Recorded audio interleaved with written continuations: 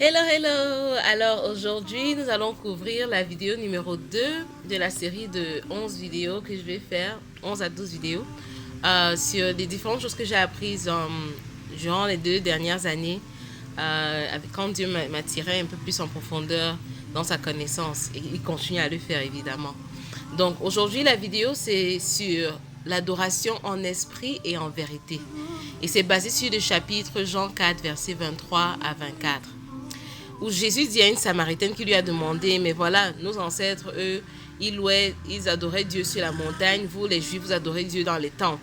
Et Jésus lui dit, mais l'heure vient et est déjà là, où les vrais adorateurs adorent le Père par l'Esprit et en vérité, car le Père recherche des hommes qui l'adorent ainsi. Dieu est esprit et il faut que ceux qui l'adorent par l'Esprit et en vérité.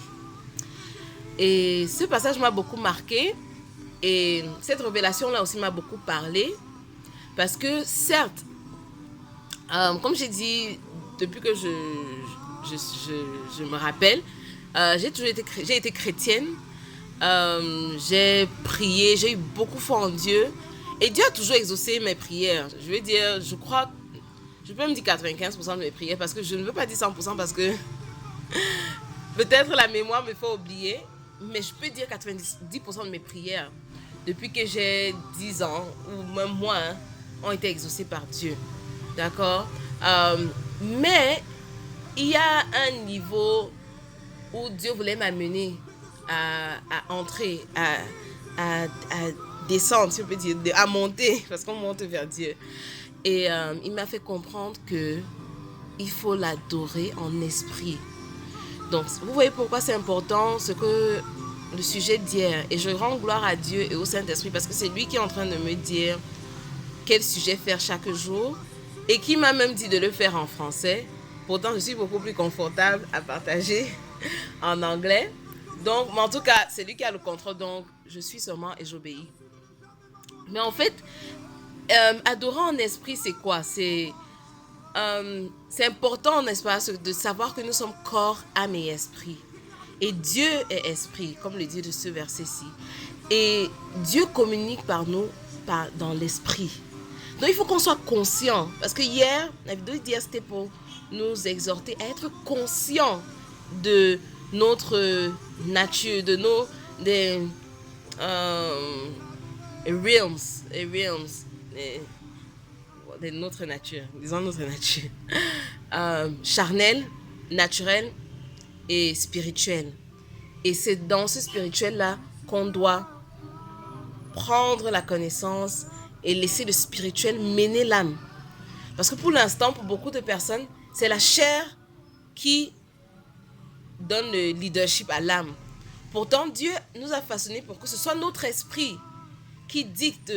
Laissons notre esprit qui est scellé avec le Saint-Esprit de Dieu, évidemment, quand on donne notre vie à Jésus, quand on reçoit Jésus-Christ, qui nous mène, qui nous lead, n'est-ce pas?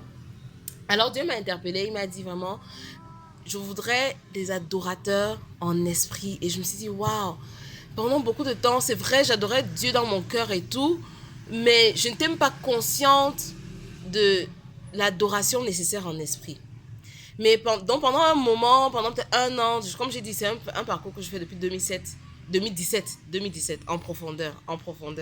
Avant ça, c'était pas vraiment en profondeur. Je l'ai fait en esprit. J'ai eu la grâce d'avoir le don de parler en langue en novembre 2017. Et c'était magnifique. C'était magnifique. Et c'est magnifique. Et puis Dieu m'a interpellée qu'il faut que je l'adore également en vérité. Parce que des fois, quand on adore seulement en esprit, d'une certaine manière, il y a beaucoup d'émotions qui viennent prendre le dessus des fois. Maintenant, Dieu veut qu'on l'adore aussi en vérité. Donc, ça veut dire connaissant qui il est. C'est pour ça que depuis 2019-ci, j'ai ce fardeau-là dans le cœur de reconnaître Dieu, get reacquainted with God, si on peut dire. Donc, j'ai lu beaucoup de livres. Et il y a un livre de Tozer dont je vous ai parlé il y a quelques semaines qui s'appelle The Knowledge of the Holy. C'est magnifique. C'est magnifique. Parce que ça te ramène au terme qu'on disait quand on était petit à l'école biblique, à l'école des petits, Sunday School. God is omniscient, Dieu est omniscient, omniprésent, omnipotent, omni ceci, omni cela, il est amour, il est grâce, il est sainteté, il est cela. Ce qui est vrai, mais à un certain moment, en grandissant, c'est devenu tellement des clichés que on n'a pas pris le temps pour laisser que ça entre dans la... Ça se cimente, quoi, pour digérer ça. Et donc, durant cette période-ci, Dieu me fait en fait digérer ce qu'il veut dire. Quand il dit il est omniprésent, quand il dit il est omnipotent, il est tout puissant, il est tout puissant. Il est souverain. Sa pensée n'est pas notre pensée. Sa pensée, c'est loin là-bas. C'est la différence entre notre pensée, c'est même pas qualifiable. D'accord? Et il est souverain. Et il y a ces attributs qu'on doit connaître. Que Dieu c'est un Dieu de grâce, un Dieu de bonté. Il est fidèle. Dieu est amour. Dieu est... Dieu est quoi? Dieu. Donc, il m'a dit, apprends à me reconnaître en vérité. C'est moi qui a créé ce monde. C'est moi qui a créé l'univers. Quand j'ai lu le passage de Job, je vous avais parlé du passage de Job que j'ai lu. Et au moment où j'ai lu ça, il y a un mois, ça m'a secoué. De Job 38 à 42, où Job s'est plaint. Et puis Dieu lui dit, tu étais où quand j'ai créé l'univers? Tu étais où? Toi qui te plains, tu étais où? Est-ce que tu sais vraiment qui je suis? C'est moi qui fais que l'océan reste sur place comme ceci. C'est moi qui fais que l'aigle a de quoi nourrir ses petits oiseaux. C'est moi qui fais ceci, c'est moi qui fais cela. And you're like, wow! Et même pendant ma grossesse, ça m'a également fait revoir la vérité de Dieu. C'est Dieu qui fait que notre organisme fonctionne sans nous demander quoi que ce soit. C'est Dieu qui fait que la vie se développe en nous, sans nous demander quoi que ce soit. Donc, quand tu es enceinte là, quand l'enfant grandit, que tu manges, que tu ne manges pas, il va prendre tes ressources en toi. Tel jour, le cœur se développe, tel jour, l'os se développe, tel jour, Dieu te demande une permission. Non. Bref, c'est pour dire que il faut connaître Dieu en vérité. Qui est Dieu? Et prendre le temps de digérer cela, prendre le temps de questionner même cette pensée ou cette identité de Dieu qu'on avait quand on était tout petit. Parce qu'à un moment, en grandissant, il faut aussi que notre connaissance de Dieu, de qui il est, grandisse. Dieu est Père, Fils, Saint-Esprit. Et il a envoyé son Fils pour sauver nos âmes. Nos âmes, c'est notre living being.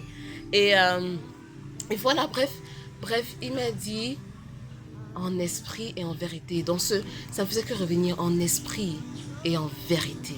En esprit et en vérité. Et Dieu ne cherche pas les adorations, n'est-ce pas?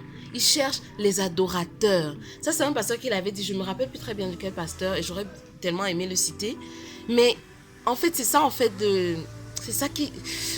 c'est ça la finalité de ça, c'est que c'est pas les adorations, c'est pas parce qu'on chante 10 chansons ou 20 chansons ou parce qu'on acclame comme ceci, mais Dieu cherche, il regarde le cœur et il veut voir un cœur d'un adorateur qui sait qui il est et qui l'adore en profondeur de son esprit. Et Dieu répond à cela. Et j'ai vu comment il répond à cela plusieurs fois dans ma vie. Et c'est une révélation, un message que je voulais partager aujourd'hui. Encore, j'ai dit, je voudrais diminuer le temps des vidéos pour que ce soit direct et droit au but. Donc voilà, j'espère que ça vous enrichit, que ça vous bénit. Et voilà, c'est un peu encore une autre parcelle de mon parcours. Que Dieu soit loué, gloire à Dieu, que Jésus soit glorifié et que le Saint-Esprit continue à agir dans notre vie. Je vous aime. Shalom, shalom. Bonne journée. Bye bye.